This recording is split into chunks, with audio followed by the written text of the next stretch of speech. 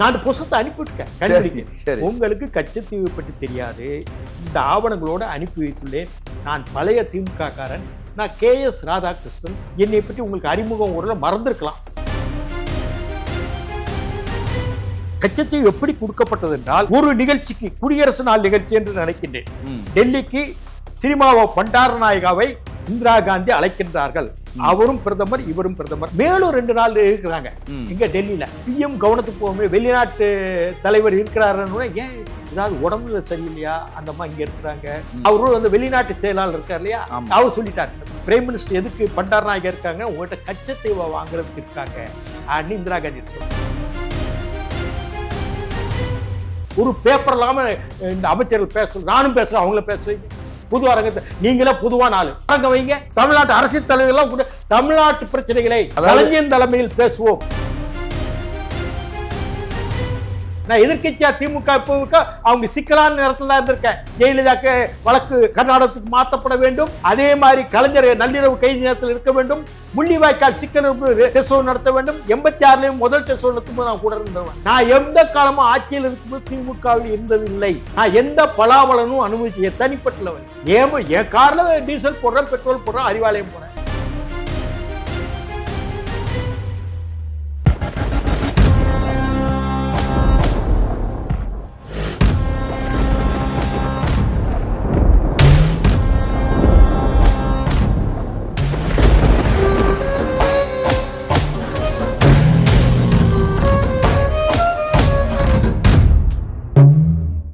உலகம் முழுவதும் பரவி வாழ்கிற தாய் தமிழ் உறவுகள் அனைவருக்கும் வணக்கம். இன்னைக்கு சோழன் சொல்வீச்சு வலையொலியில் தமிழகத்தில் மிகச்சிறந்த ஒரு இன்டலெக்சுவலாக அறியப்பட்ட, தமிழகத்தில் இருக்கிற பல்வேறு விதமான சிக்கல்களுக்கு முன்னின்று ஒரு சிறந்த செயல்பாட்டாளராக இருக்கிற அரசியலாளர் மதிப்புக்குரிய ஐயா KS ராதாகிருஷ்ணன் வழக்கறிஞர் அவர்களை நாம் சந்திக்கிறோம். ஐயா வணக்கம்.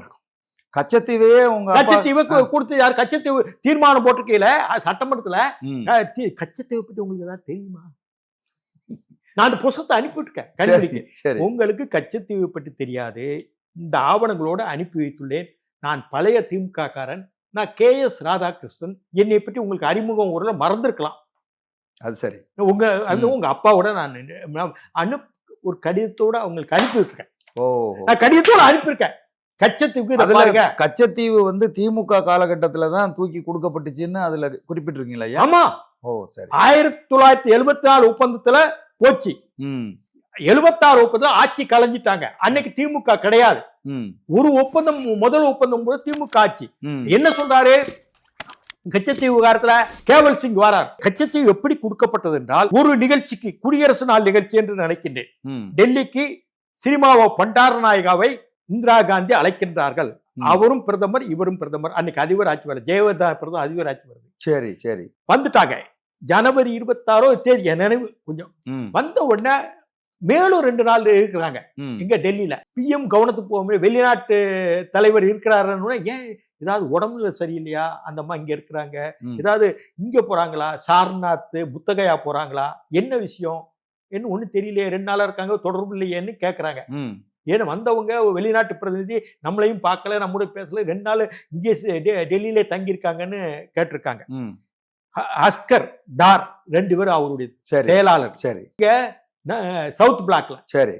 இல்லம்மா ஏதோ ஒண்ணு பேசணும் தயக்கத்தில் இருக்காங்கன்னு சொல்றாங்க அவங்க தரப்புல. நாங்க விசாரிச்சு என்ன பேசணும் அப்படின்னா, 4 மணிக்கு வீட்டுக்கு வர சொல்லுங்க, 4:30 வர சொல்லுங்கன்னு ஒண்ணு. அந்த வீட்டுக்கு, டெல்லிக்கு நீங்க அமைச்சர்கள் வீட்டுக்கு எல்லாம் போயிருப்பீங்க, பின்னாடி பெரிய லான் இருக்கும். ஆமா. ஆலமரம், பெரிய அரச மரம் இருக்கும். சரி. அரச மரம் எல்லா வீட்டுல இருக்கும். அப்ப 4 மணி 5 மணிக்கு அங்க வந்து ஒரு வெயில்லாம் போயிரும், அந்த புல்வெளியில டீ சாப்பிடுவாங்க. அங்க வர சொல்லுங்கன்னு இந்த அம்மா வறண்டாள் உட்கார்ந்து, அந்த அம்மா உட்கார்ந்துருக்காங்க. இந்த அம்மா வந்துருச்சு. என்ன உடல்ல அது கேட்காம, என்ன உடல்ல சரியில்லையா, இங்க ஹாஸ்பிட்டல் யாரா பாக்கணுமா, இல்ல வேற சார்நாத் புத்தகையா போறீங்களா அப்படின்னு கேக்குறாங்க. இல்லன்னு சொன்ன, அவரும் வந்து வெளிநாட்டு செயலாளர் இருக்கார் இல்லையா, அவர் சொல்லிட்டாரு, பிரைம் மினிஸ்டர் எதுக்கு பண்டாரநாயகா இருக்காங்க, உங்ககிட்ட கச்சத்தீவை வாங்குறதுக்கு இருக்காங்க அப்படின்னு இந்திரா காந்தி சொல்றாங்க. ஒரு மாலை பொழுது 5 மணிக்கு. அது எப்படி சரியா வரும், நான் கொடுக்க முடியாது, அங்க தமிழ்நாட்டுல எதிர்ப்பு இருக்குமே, திமுக ஆட்சி இருக்கேங்கிறாங்க. இல்ல நீங்க எப்படியா கொடுத்தா சரி, நான் பேசுறேன் ன்னு சொல்றாங்க. இவரு கலைஞர் வந்து அந்த பிளானிங் கமிஷன் கூட்டத்துக்காக டெல்லிக்கு போறாரு. சரி. பிளானிங் கமிஷன் கூட்டத்துக்காக போய் அந்த கூட்டத்துல தான் சேலம் இரும்பாலை கிளியர் ஆகுது. காலையில கூட்டத்துக்கு போறாரு, மாலை கூட்டத்துக்கு வரமாட்டேன்ட்டார். மாதவன் சாதிக் பாட்சா சொல்றாங்க, எங்க உங்க முதலமைச்சர் இல்ல சேலம் இரும்பாலை கொடுக்குறாப்புல தான் அவர் வருவாரு, வரமாட்டார் மத்தியானத்துக்கு. ஓஹோ. ஒண்ணு கொடுத்தா நான் வரேன், இல்ல வரேன்ட்டாரு. சரி கொடுத்துருவோன்னு சொன்னா அவரு தமிழ்நாடு வந்து புறப்பட்டு வர்றாரு. சரி. அப்படி வரும்போதுதான் கேவல் சிங்கையும் வர சொல்றாரு, வெளிவிவகார அமைச்சர். அந்த உடனே கச்சத்தீவு நாங்க கொடுக்க போறோம் அன்னு கலைஞர்கிட்ட டெல்லியில சொல்றாங்க. டெல்லியில வச்சே சொல்றாங்க. ஓஹோ. டெல்லியில வச்சு சொல்லும்போது அப்பெல்லாம் கலைஞருக்கு ஆட்சி. இந்திரா காந்தி தோழமை கட்சியா இருக்காங்க. காங்கிரஸ் ஸ்தாபன காங்கிரஸ் இந்திரா காங்கிரஸ் பிரிஞ்சு போச்சு. அப்ப இவர் ஆதரவு திமுக ஆதரவு. அப்படி கொடுக்க முடியாதுன்னு இவரும் மறுக்கிறார். சரி. இல்ல கொடுத்தே ஆகணும்னு ஏதோ ஒண்ணு பேசுறாங்க. என்ன பேசுறாங்க? கலைஞர் கிளம்பி வந்துட்டாங்க. ஆமா, வந்த உடனே கேவல் சிங் அந்த இடத்துக்கு வர சொல்லிட்டாங்க. சரி. கச்சத்தீவு கேட்கறாங்க, நம்ம கொடுத்துடலாமா? அதுக்கு பதிலா ஒரு மணல் பரப்பான ஏரியாவை நம்ம கொடுக்குறேன்னு இருக்காங்க கன்னியாகுமரி தெற்குப்புறத்துல அன்னு சொல்றாங்க. இல்ல அது கொடுக்க முடியாது கலைஞர் பதில சொல்றாரு. வந்துடுறாரு. வந்த உடனே நான் திரும்பவும் யாராவது கேவல் சிங் அனுப்புறேன்னு இந்திரா காந்தி சொல்றாங்க. சுவரன் சிங் வெளிவிவகார அமைச்சர். ஓஹோ. சுவரன் சிங் இந்திரா காந்திக்கு ரொம்ப நெருக்கமானவர். பிறகு ஃபோன் பண்ணிட்டு இந்த மாதிரி கேபிள் சிங் அனுப்புறேன் அப்படின்னா கோட்டைக்கு வரங்க. கோட்டை அவருடைய முதல் அங்கே கேபிள் சிங்கும் டிகே பாசு கான்ஸ்டியூஷன் லாயர், அவர் தான் அந்த இதை ட்ராட் பண்ணுறவர். அந்த இதை அந்த ஒப்பந்தம் இருக்கல கட்சித்து 2 பேரும் வர்றாங்க. வரும்போது இவர்கிட்ட பேசுறாங்க. கூட மாதவனும் சாதிக் பாட்சாவும் யாரோ இருக்கிறாங்க. சட்ட அமைச்சர் யாரோ ஒருத்தர் இருக்காங்க கூட கலைஞரோட. இல்ல முடியாது, செய்ய முடியாது, கொடுக்க முடியாதுங்கிறாரு. சரி அப்படின்னா 2 வருஷம் ஒத்தி போடுங்க, இப்போ கொடுக்கறது. 73ல பேசுறாங்கன்னு நினைக்கிறேன். சரி. 74ல இந்த ஒப்பந்தம் போடுறாங்க. அப்போ திமுக ஆட்சி அன்னு அவங்க போயிருந்தாங்க. அந்த மினிட்டை ரெக்கார்ட் பண்ணிருக்காங்க. என் புத்தகத்துல போட்டிருக்கேன், அது உங்களுக்கு கொடுக்குறேன். அந்த புத்தகம் மினிட், அது மினிட்டே இருக்குங்கிட்ட. சரி. மினிட்ல போட்டு ரெக்கார்ட் பண்ணிட்டு போயிட்டாங்க. ஓரளவு சமாச்சாரம் போன்னு எடுக்க வேண்டாம். ஓகே. பிறகு அறிவிப்பு வருது. கச்சத்தீவு 74. ஆமா 74 கச்சத்தீவு அறிவிப்பது கூட கலைஞர் என்ன பண்றாரு, தீர்மானம் போடுறாரு. திமுக சட்டமன்றத்துல இல்ல முதல்ல கண்டன கூட்டங்கள் நடத்துறாங்க. சரி. கட்சித்தீவு திமுக சார்பில். சரி. தீர்மானம் இவர் பாபநாசம் தஞ்சாவூர்ல பேசுறாரு, மதுரையில பேசுறாரு. சரி. அங்க தீர்மானம் நிறைவேற்றாங்க. நான் ஒரு நாட்டினுடைய முதலமைச்சர், ஒரு மாநிலத்தின் முதலமைச்சர், எனக்கே தெரியாம ஒரு இடத்தை எப்படி கொடுக்கலான்னு ஒரு பேசுறாரு. அதற்கு பிறகு என்னாச்சுன்னா அனைத்து கட்சி கூட்டம் நடத்துறாரு. அனைத்து கட்சி கூட்டம் நடத்தும் போது ஸ்தாபன காங்கிரஸ் பொன்னப்ப நாடார், ஆளும் இந்திரா காங்கிரஸ் சேர்ந்த முன்னாள் அமைச்சர், புதுக்கோட்டைக்காரர் உணவு அமைச்சராக இருந்த ராமையா. சரி. அவர் இந்திரா காங்கிரஸ் தமிழ்நாட்டு தலைவர். சரி. அதே மாதிரி சிபிஎம், சிபிஐ, அதே மாதிரி முஸ்லீம் லீக், மாப்போசி, மூக்கையாத்தி, அவர் ஃபார்வர்ட் பிளாக் மூக்கையாத்தி, இவ்வளவு பேர் இத்தனை பேர் கலந்துக்கிறாங்க அனைத்து கட்சி கொடுக்கலாம். அப்போ கொடுக்க கூடாதுன்னு ஒரு தீர்மானம் அனைத்து கட்சி கொடுத்துருவா. இந்திரா காங்கிரஸ் ஆதரிக்கு, ராமையாவும் ஆதரிக்குது. ஐயா ஒரு சந்தேகம், கொடுத்ததுக்கு அப்புறமா இந்த தீர்மானம் போட்டாங்க. அவங்க அறிவிப்பு செஞ்ச உடனே பண்றாங்க. அறிவிப்பு தீர்மானம் போடும்போது அப்போ அதிமுக பிளவுபட்டு போச்சு. அதுக்கு தலைமை செயலாளர் அரங்கநாயகம். சரி. அவர் திருச்சியில இருந்து விடிய கார்ல புறப்பட்டு இங்க வராது. இந்த மாதிரி 4வே எல்லாம் கிடையாது, சிங்கிள் ட்ராக்ல கஷ்டப்பட்டு இஷ்டப்பட்டு ஒரு 11 மணிக்கு வந்து சேர்றாரு. சரி. அரங்கநாயகன் அந்த உங்க மேல எனக்கு நம்பிக்கை இல்ல, உங்க தீர்மானத்தில் கையெழுத்து போட மாட்டேன்னு சொல்லி வெளியேறாரு. வந்துட்டு கையெழுத்து போட்டு வெளியேறாரு. அரங்கநாயகன் தலைமை செயலாளர், அதிமுகவின் தலைமை செயலாளர். எம்ஜிஆர் பிரிஞ்ச நேரம், அப்பதான் திண்டுக்கல் தேர்தல் எல்லாம் முடிஞ்சது. பிரிஞ்சு இதுதான் நடந்தது. அது பிறகு சட்டமன்றத்துல இதை போயிட்டு விவாதிக்கிறாங்க, தீர்மானம் கொண்டு வராங்க. கொடுக்கக்கூடாது, அனைத்து கட்சி கூட்டத்தில் தீர்மானம், சட்டமன்றத்தில் தீர்மானம், இதெல்லாம் நடந்தது உண்மை. ஆனால் அவங்க எளிதா கொடுத்துட்டாங்க. ஆனால் ஒரு இவர் முதலமைச்சர்ங்கிறவர் அந்த நேரத்தை கடுமையாக வாதாடவில்லை என்று பொதுவாக சொல்றாரு. ஆனால் அன்னைக்கு வேடிக்கை என்னன்னா, இந்திரா காங்கிரஸ் ஸ்தாபன காங்கிரஸ் காமராஜர் கொடுக்க கூடாதுட்டார், பொன்னப்ப நாடார் கருத்துட்டார், சட்டமன்ற கட்சி தலைவர். ஆனா இந்திரா காங்கிரஸ் வேடிக்கை என்னன்னா, அந்த மாநில தலைவர் ராமையா அது கொடுக்க கூடாதுங்கிறாரு. ஆனால் மத்தியில் அமைச்சராக இருந்த ஓவி அழகேசனும் சி சுப்பிரமணியும் கொடுக்கலாங்கிறாங்க. அந்த கட்சியில பக்தவச்சல் முன்னாள் முதல்வர் பக்தவச்சல் கொடுக்கலாங்கிறாங்க. 3 பேர் முன்னணி தலைவர்கள். இதெல்லாம் கச்சத்தீவு விவகாரம். இது எத்தனை பேருக்கு தெரியும்? சரிதான். இது பலருக்கு தெரியாம பேசுறாங்க. சரி. என்னன்னா இன்னைக்கு கடுமையாக இருக்கிறார் இல்லையா கலைஞர், எனக்கு இன்னென்ன துறை வேண்டும், இன்னென்ன இலாக்காக்கள் வேண்டும் அப்படின்னா தான் உங்களுடைய கூட்டணியில சேருவேன்னு மன்மோகன் சிங் ஆட்சியாளர் சொன்னார் இல்லையா. அது போயிட்டு வந்த உடனே முள்ளிவாய்க்கால் நடக்கா இல்லையா 2009. அந்த ஆர்வம் முள்ளிவாய்க்கால காட்டியிருக்கலாம்ல. கரெக்ட் தான். அப்ப நான் திமுக இல்ல. சரிதான். அதே மாதிரி கச்சத்தீவுல காட்டியிருக்கலாம்ல ஒரு கேள்வி. சரி, இப்ப கச்சத்தீவை சட்டப்படி மீட்கிறதுக்கான வாய்ப்புகள் இருக்கா? சட்டப்படி மத்திய அரசு எனக்கு தெரிஞ்சவரை மத்திய அரசு அதை எப்படியாவது எடுக்கணும்னு நினைக்கிறாங்க. குழப்பங்கள் இருக்கு, கடுமையான குழப்பங்கள் இருக்கு. அதாவது பெருவாரி இந்த பிஜேபி அரசு அப்படி நினைக்குது கச்சத்தீவு மீட்கணும்னு நினைக்குது. என்ன காரணம்? ஏன்னா பிஜேபி வாஜ்பாயை கொடுக்க கூடாது. அது நாடாளுமன்றத்தில் கொடுக்கும்போது கடுமையா பேசியிருக்கிறாரு. அப்பவே ஜனசங்க சொல்றேன், மூக்கிய தேவர் பேசியிருக்காரு, அந்த மேத்தான்னு பெரியகுளம் எம்பி பேசியிருக்காரு, இரா செலியன் பேசியிருக்கிறாரு. இத்தனை பேரும் கடுமையாக பேசுறாங்க, கொடுக்க கூடாது. அதுக்கு மத்தியில என்னாச்சுன்னா இந்த கச்சத்தீவு விஷயத்துல என்கிட்டயும் நெடுமாறங்கிட்ட இந்த விவரங்கள் இருந்தது. சரி, அந்த நேரத்துல அப்போ ஜனசங்க தலைவராக ஜனா கிருஷ்ணமூர்த்தி இருந்தார். ஓகே, மதுரைக்காரரு வழக்கறிஞர், அவர் ஜனசங்க. அப்போ பாரதிய ஜனதா ஜனசங்கோட அகில இந்திய தலைவரா இல்ல தமிழ்நாடு தலைவர். அப்போ 2-3 பேர் தான் இருப்பாங்க. சரி, நான் சேஷாத்ரின்னு ஒரு கவுன்சிலர். அந்த சேஷாத்ரினாலதான் மதுரையில திமுக ஜெயிச்சது. மதுரை முத்து மேயரானார். தனிக்கதை. பிஜேபி ஓட்டு வாங்கிதான், ஒரு ஓட்டு ஜனசங்க ஓட்டு வாங்கிதான் மேயர் ஆனாரு மதுரை முத்து. அது வேற கதை. சரி, இப்படி இருக்கும்போது என்கிட்ட விவரங்களை வாங்கி நம்ம நெடுமாறன் எல்லாட்டும் விவரங்கள் வாங்கி ஜனா கிருஷ்ணமூர்த்தி ஜனசங்க தலைவர், தமிழ்நாடு தலைவர், உயர்நீதிமன்றத்தில் மனு போடுறார், ரிட் பண்ணி கொடுக்க கூடாதுன்னு. சரி, அதை நம்பர் பண்ண மாட்டாங்க. கலைஞர் ஆட்சி நம்ம ஏன்னா அதுல என்ன ஆச்சுன்னா பிரசிடென்ட் எல்லாரையும் சேர்க்கிறோம் பார்ட்டியா, பிரசிடென்ட்டையும் கவர்னரையும் நம்பர் பண்ண மாட்டாங்க பெட்டிஷன்ல. பிறகு வாதாடி செஞ்சு அப்போ கே வீராசாமின்னு எங்க ஊர் பக்கம் சிறுலூத்தூர்கார், அவர் தலைமை நீதிபதி. சரி, அவர்கிட்ட ரெப்ரசன்ட் பண்ணி பிறகு வாதாடி கொண்டு வந்தபோது இது கொடுத்தாச்சு, இனிமே நாங்க ஒன்றும் செய்ய முடியாது. கொடுத்ததுதான் கொடுத்த பிறகு நாங்க அதுக்கு மேலே வந்தாலும் பரவாயில்ல, இப்ப நாங்க என்ன செய்ய முடியுது? இது உலக ரீதியான விஷயங்கள். நாங்க இலங்கை சர்க்காருக்கு நாங்க உத்தரவிட முடியாது, ஸ்ரீலங்கா சர்க்காருக்கு உத்தரவிட முடியாதுன்னு தீர்ப்பு வந்துருச்சு. சரி, இதெல்லாம் வரலாறுகள். புரியுது. அவர் ஜனா கிருஷ்ணமூர்த்தி அப்ப வெளியவே தெரியாதாரு. அவர் அதுல வாஜ்பாய் சொல்லி போட்டே தீரணும். பாம்பேல இருந்து போன் பண்றாரு ஜனா கிருஷ்ணமூர்த்தி. உடனே என்கிட்ட விவரங்கள் கேட்கிறாரு. எளிமையா இருப்பார் ஜனா கிருஷ்ணமூர்த்தி. சரி, ஐயர்களாம் திட்டுறோம் பாப்பாலே நல்ல எளிமையான ஜனா கிருஷ்ணமூர்த்தி ஆட்களும் அரசியல் இருந்திருக்காங்க. சரிங்க சரிங்க, இல்லைன்னு சொல்ல. அப்படி இருக்கும் பொழுது இதெல்லாம் கச்சத்தீவில் நடந்த கதை. இதெல்லாம் கனிமொழி தெரியுமா, ஸ்டாலின் தெரியுமா, தெரியாது. கலைஞருக்கு தெரியுமா, தெரியாது. நான் பேசிதான் கலைஞர் டிவில இவ்வளவு விஷயங்கள் பேசிதான் மறுபடியும் 3 தடவை ஒளிபரப்புனாங்க ஒரு 8 வருஷத்துக்கு முன்னாடி. சரி, விஷயங்கள் போட்டேன். இப்போ இந்த கச்சத்தீவை மீட்போம்னு திமுக இப்ப சொல்றாங்கல்ல, இது சும்மா நாடகமா? 4 தடவை தீர்மானம் போட்டிருக்கோம் தமிழ்நாடு சட்டமன்றத்துல. சரி, மீட்டாச்சா? 91ல இருந்து ஜெயலலிதா ஆட்சி காலத்துல 4 தடவை தீர்மானம் போட்டோம். 91 அப்ப எத்தனை வருஷம் ஆச்சு?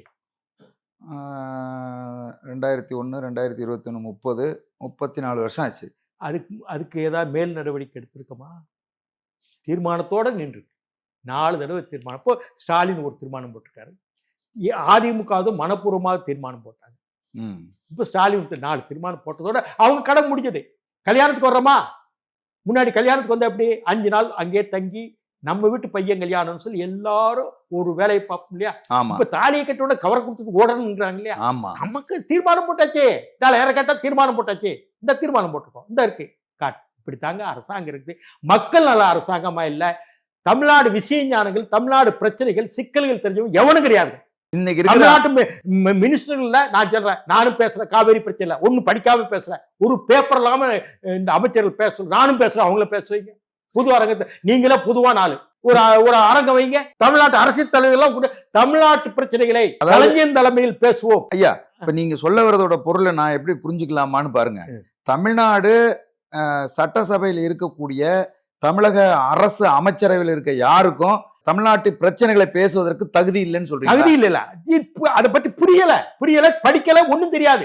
ஜெயிச்சிடுறாங்க, எம்எல்ஏ எம்பி ஜெயிச்சிடறாங்க, ஓட்டு காசு கொடுத்துறாங்கல்ல. காசு கொடுத்து ஜெயிச்சிடறாங்க, அவங்களுக்கு எதுவும் தெரியல. இப்ப நான் சொல்றேன், எம்பி 53 பேர் சொன்ன ராஜ்யசபா ஆமா யாராவது ஈழ பிரச்சனை முக்கியமான பிரச்சனை பேசல இதுவரை காவேரி பிரச்சனை யாராவது வரலாற்று ரீதியா பேசியிருக்காங்களா? இல்ல. எங்க ராஜாஜி போனார், ம் உடைச்சிட்டு அணையை உடைச்சு தண்ணி கொண்டு வருவேன்னு சொன்னார், உடனே மறுநாளே தண்ணி வந்துருச்சு. சரிதான். ம் அனுமந்த யாரும் இருந்தாரு, அவர் தான் விதானம் சௌதா கட்டினவர், புரியுது. கர்நாடக விதாச்ச ஏய் படுவா ராஸ்கல் தண்ணியை திறக்கல நான் வருவடா, ராஜகோபாலாச்சாரியா வருவேன், நானே மம்படி தூக்கிட்டு உடைப்பேன் அன்னுக்கு சொன்னார், படுவா ராஸ்கல் சொன்னார். புரியுது. மறுநாள் தண்ணி வந்துருச்சு. ராணி மங்கம்மாள் போர் தொடுத்து போனாங்க கர்நாடகத்துக்கு, சோழ அரசர்கள் போனாங்க, இதெல்லாம் தெரியுமா உங்களுக்கு? அது சரி சரி சரி 24 ஒப்பந்தத்துல என்ன இருக்கு? காவேரியில 2 ஒப்பந்தம் இருக்கு இல்லையா? ஒரு ஆள் சொல்றான், முக்கியமான ஆளு, நான் சொல்ல விரும்பல, இன்னைக்கு முக்கிய இடத்துல இருக்காப்புல, நான் கேவலமா ஒரே ஒரு ஒப்பந்தம் தான் போட்டாங்களா காவேரியில. என்னத்து பேச அவர் முடிவெடுக்கிற நிலையில இன்னைக்கு இருக்காங்க ஆட்சியில, நான் என்னத்து சொல்ல? அது சரி, இதுதாங்க புரிதல் கிடையாது, அறிதல் கிடையாது. தமிழ்நாட்டினுடைய உரிமைகள்ங்கிறது 100க்கு மேல இருக்குது, புத்தகமாக விரைவில் எனக்கு வரப்போகுது. புரியுது புரியுது. ஒவ்வொரு மாவட்ட வாரியாக பிரச்சனைகள் இருக்கு, அந்த எந்தெந்த மாவட்டத்தில் என்னென்ன பிரச்சனைகள் இருக்குன்னு இவங்களுக்கு தெரியாது. இப்ப விளிஞ்சியம் துறைமுகம் அவங்களுக்கு போயிடுச்சு, அவங்க கொண்டாடுறான், இப்ப நம்ம வேண்டாம்னு தானே சொன்னோம். புரியுது புரியுது. நீங்க சுற்றுச்சூழலும் வேணும், அதே மாதிரி வளர்ச்சியும் வேணும். 2 காரணிகளும் சம விகிதமாக கொண்டு செல்வதுதான் நாட்டுக்கு நல்லது. ஒரே சுற்றுச்சூழல் இருந்தா நீங்க வீடு கூட கட்ட முடியாது. புரியுது புரியுது புரியுது என்பதை நீங்கள் எது எடுத்தாலும் சுற்றுச்சூழல் சொல்ல முடியாது, எது எடுத்தாலும் வளர்ச்சின்னு சொல்லிட முடியாது. புரியுது. 2 காரணிகளும் முக்கியம். 2 எப்படி ரயில்வே தண்டவாளம் மாதிரியோ அது மாதிரி அதை நினைக்கணும். 2 காளைகள் எப்படியோ மாட்டை தள்ளிட்டு போறதுக்கு அது மாதிரி அதை இந்த 2ஐயும் சரிசமமாக நம்ம ஒரே போராளிகள் சுற்றுச்சூழல் பாதிச்சிடும். இங்க என்ன வளர்ச்சி தான், வளர்ச்சி பாதிக்க, இங்க சுற்றுச்சூழல் பாதிக்கும். இப்படி இருந்தா என்ன இருக்கு? இந்த அறிதல் இல்ல, புரிதல் இல்ல, ஒண்ணும் தெரியல. அப்புறம் என்ன விதியே தமிழ் சாதின்னு பாரதி பாட்டுதான் ஞாபகம் வரும். டிவிக்கு போய் உழைச்சாங்க இல்லையா? சாதாரண ஜனங்கள் தமிழ்நாடு பின்தள்ளப்பட்டது. எவ்வளவு கடன் வாங்கியிருக்காங்க தமிழ்நாடு, எவ்வளவு கடன், இந்தியாவிலேயே அதிகம் கடன் வாங்க தமிழ்நாடு தானே. வளர்ச்சின்னு சொல்றாங்களே, எப்படி வளர்ச்சி? எப்படி இவ்வளவு கடன் வாங்கினவங்க வளர்ச்சி எப்படி சொல்ல முடியும்? நீங்க சரிவு, கடனும் வளர்ச்சியும் சரிவிகமா இருக்கணுமா, ஈக்குவலா இருக்கணும்னா இல்லையே. கடனை பெரிய கிராஃப் மேல போகுது, வளர்ச்சி பாதியில தான் நிக்குது. மக்களை ஏமாற்றுறாங்களா? பம்பாத்து வேலை. அதான் நான் கூட இந்த ஸ்டெர்லைட் பம்பாத்துன்னு ஒரு வார்த்தையை போட்டேன். பம்பாத்து ஐயா, அந்த ஸ்டெர்லைட் அருணா ஜெகதீசன் ஆணையத்தினுடைய அந்த முடிவை நிறைவேற்றாம இருக்கிறது ஸ்டெர்லைட்டுக்கு ஆதரவா செய்யறதுக்காக எடுத்துக்கிட வேண்டியிருக்கே. அப்படின்னா திரும்ப திறக்கிறதுக்கு திமுக ஆதரவு நிலைப்பாடு மனு வாங்குறாங்க. கனிமொழி அவர் துணை பொதுச் செயலாளர் தானே. ஆமா, அந்த மாவட்டத்துக்கு பொறுப்பாளர் வர நேற்று போட்டிருக்காங்க இல்லையா? ஆமா, இவ்வளவு தைரியமா அந்த லேடி வாங்குறாங்கன்னு என்ன கருத்து? அப்புறம் அதுல என்ன இருக்கு? ஊடகமா நீங்க பாருங்க. அப்புறம் என்ன இப்போ நீங்க சொல்றது இவங்க, நான் ஈழ பிரச்சனைன்னா நான் நீண்ட காலமா 70 கிட்டத்தட்ட ஒரு 50 ஆண்டு காலம் இருக்கேன். நான் போய் ரணில் விக்ரமசிங்கே பார்க்க முடியுமா? முடியாது. அப்படி பாருங்க. ஈழ ஆதரவாளர் நான் எப்படி சிங்கள ஆட்சியில் இருக்க அதிபர்களை போய் நான் பார்க்க முடியும்? பார்த்தா என்ன இருக்கும்? தப்பு இல்லையா? ஒரு அண்டர்ஸ்டாண்டிங் உருவாயிருச்சுன்னு அர்த்தம். அப்ப என்ன அர்த்தம் இருக்கு? அதான் அப்ப அந்த 3 தடவை எனக்கு வாய்ப்பு கிடைத்தது. ஒரு ஆள் பேட்டிக்கு போனாங்க வர சொல்லி, எனக்கு அவர் நல்லா தெரியும். ஒரு முறை எனக்கு சக்கரவர்த்தின்னு பிஜேபி இருக்காரு, என் உறவினர். அவர் தாத்தா முனுசாமி நாயுடுன்னு ஜஸ்டிஸ் பார்ட்டி முதலமைச்சர் திருத்தணிக்காரு. 2 தடவை நான் கொழும்பு போய் உங்க ஃப்ரெண்டை காணும்னு சொல்லி நான் போகல. சரி, நான் அப்படி இருக்கேன். நான் ஈழ ஆதரவாளர். புரியுது. நான் போய் பார்த்தா எப்படி ஆகும்? வேற மாதிரி ஆயிரும். ஒரு நட்பு ரீதியாகவும் ஒரு மரியாதையாகவும் பார்த்தாலும் கூட தப்பா போயிடும். ஏன் அந்த கணக்கு உங்களுக்கு வரல? நான் சாதாரண மனிதனுக்கே அந்த கணக்கு வைக்கிறேன். நான் சாமானியன். நீ ஒரு நாடாளுமன்ற உறுப்பினர், திமுகவின் துணை பொதுச் செயலாளர், அந்த தொகுதியின் எம்பி, நீ மணி வாங்கின என்ன? நேற்று வரைக்கும் ஒரு பேச்சு, இன்னைக்கு ஒரு பேச்சா? இதெல்லாம் என்ன தைரியம்? இதெல்லாம் என்ன தைரியம்னா, எது இருந்தாலும் மக்களுக்கு காசு கொடுத்தா வென்றலாம். அந்த தைரியம் தாங்க.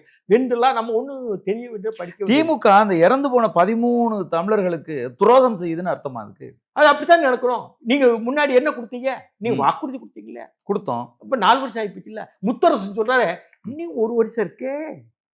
ஐயா என்னையா பேசுறீங்க நீங்க கம்யூனிஸ்ட்கள்? என்ன பேசு? இன்னும் 1 வருஷம் இருக்கு, நிறைவேற்றலாம். முத்தரசன் பார்த்தா, நீங்க திமுக ஒன்றிய செயலாளரா இல்ல மாவட்ட செயலாளரா? எனக்கு தெரிஞ்சிட்டு தமிழ்நாட்டுல கனிமொழி அவர்கள் இந்த மனுவை வாங்கினதுக்கு பகிரங்கமா எதிர்ப்பு தெரிவிச்சது நீங்க மட்டும்தான் நான் நினைக்கிறேன். நம்ம அறிதல் இருக்கு, தைரியமா சொல்றேன். மடியில கனம் இல்ல. சரிதான். நான் திமுக எதிர்க்கட்சியாக இருக்கும்போது தான் இருந்திருக்கேன், ஆளுங்கட்சியாக இருக்கும்போது இல்ல. நான் நாடாளுமன்ற உறுப்பினரோ சட்டமன்ற உறுப்பினரோ அமைச்சரோ நான் ஆனது கிடையாது.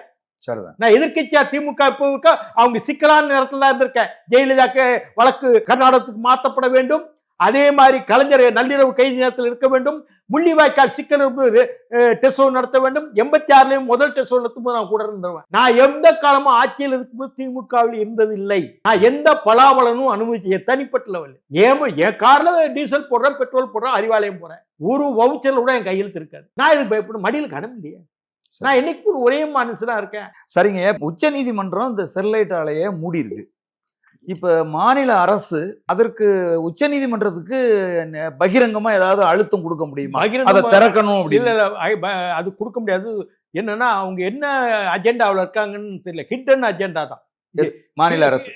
ஹிடன் அஜெண்டா தான் இதுல இருக்கும். மறைமுகமான காரியங்கள் இருக்கலாம். அதனாலதான் இந்த பொண்ணு தைரியமா வாங்கியிருக்கு இவ்வளவு பேசிட்டு. கனிமொழி இப்படி இருக்கும்போது என்ன சுப்ரீம் கோர்ட்ல முடிவுக்கு வந்துருச்சு. சரி, இனிமே பைத்தியக்காரத்தனமா மனு வாங்கி யாரு கனிமொழி ஒண்ணு பிரைம் மினிஸ்டர் இல்ல, ஒரு மெம்பர் பார்லிமெண்ட்.